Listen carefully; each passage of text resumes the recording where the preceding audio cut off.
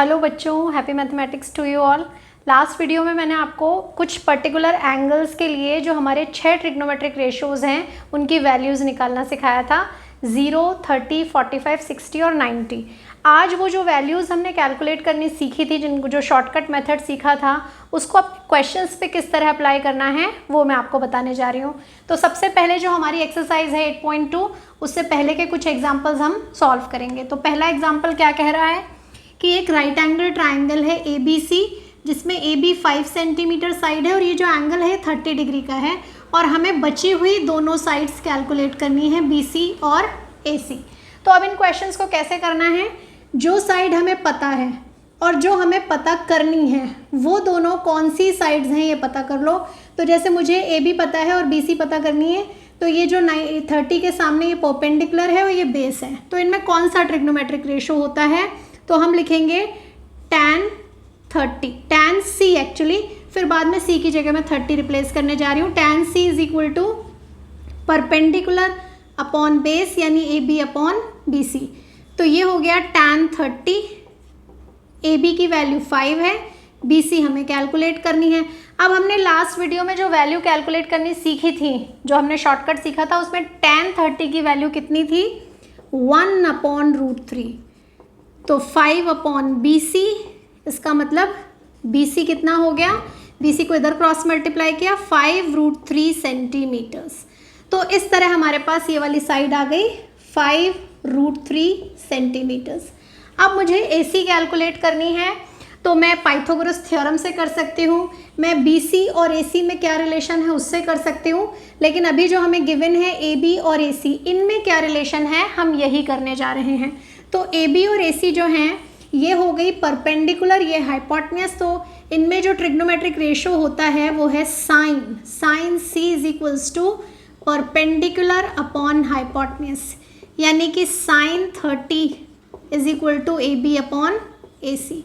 अब साइन 30 की वैल्यू होती है, टेबल में अगर आप देखेंगे पिछली बार जो मैंने सिखाई थी 1/2, ये 5 है और ये AC, तो इस तरह मैंने क्रॉस मल्टीप्लाई किया, तो हमारे पास AC की वैल्यू क्या आ गई, 10 सेंटीमीटर।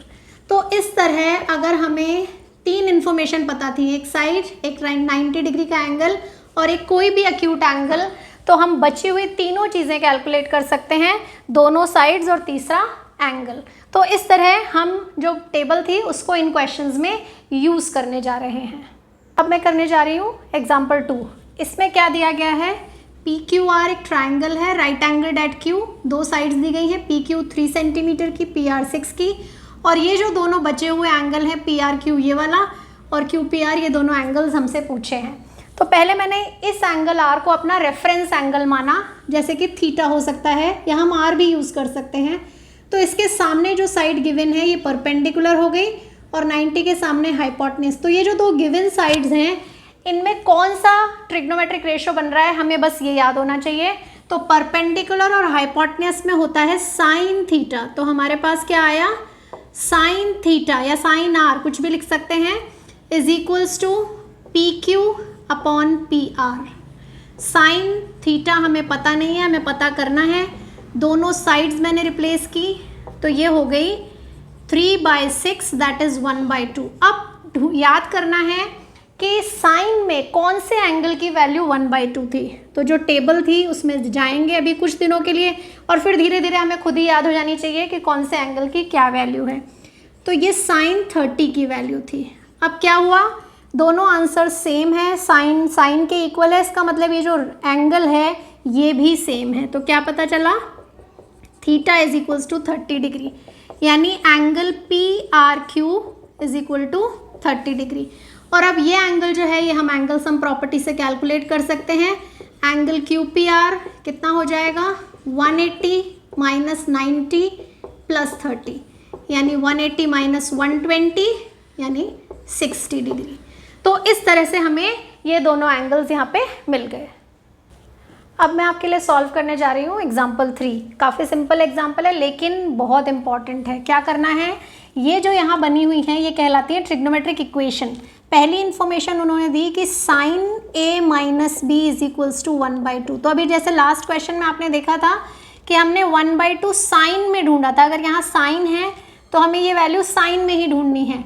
और दूसरी उन्होंने दी है कॉस ए प्लस बी, वो भी 1/2, लेकिन अब की बार 1/2 वैल्यू हमें कॉस में ढूंढनी है।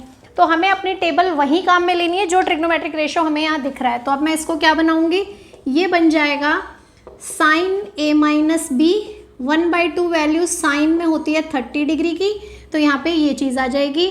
और जैसा कि अभी पिछले क्वेश्चन में बताया, दोनों आंसर सेम तभी होंगे जब एंगल सेम है, यानी a minus B is equals to 30 degree. ये हमारी इक्वेशन 1 हो गई।